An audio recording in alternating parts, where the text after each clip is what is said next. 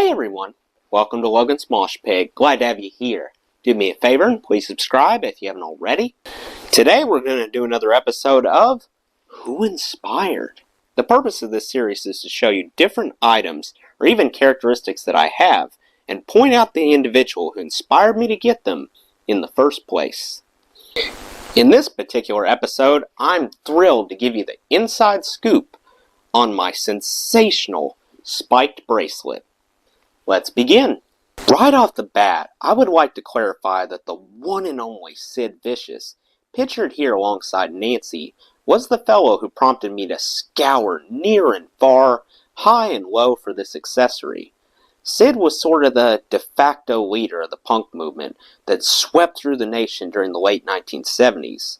Although Sid wasn't around very long, he still brought about drastic changes to the music industry as a whole. He pushed it in a new direction. I thought his disheveled, rebellious attire looked quite gnarly. I figured who better than me to help preserve Sid's legacy by adding a modern twist to his vintage style.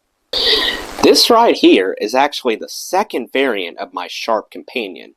If memory serves, the first time I ever put on a spiked bracelet was to go along with my Axl Rose Halloween costume back in 2019.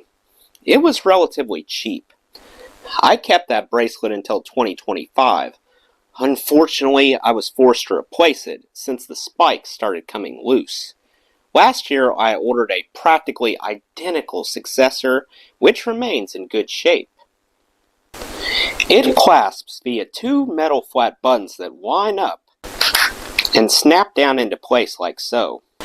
There are two different connection points spaced slightly apart.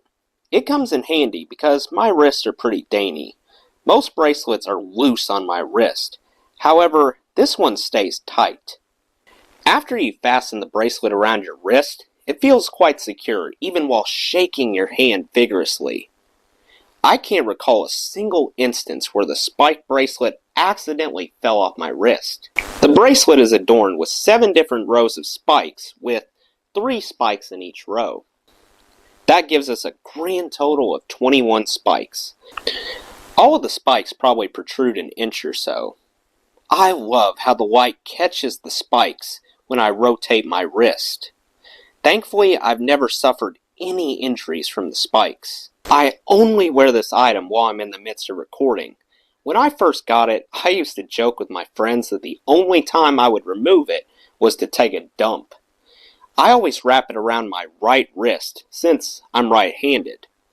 It seems to be the perfect yin to my leather jacket's yang. I can't wear one without the other. I usually slip the jacket over my shoulders before I secure the bracelet to my wrist. Sometimes when I'm making a video and I lower my arm, the sleeve of my jacket slides all the way down my arm and hides the bracelet from view, which can be kind of irritating. Anyway, as soon as I get done recording, I take off the bracelet and set it on top of my nightstand. I'm sure if I kept it on all day, the condition would deteriorate much faster, so I choose not to just to be safe. Well, now you know who made me want to get my hands on my own spiked bracelet.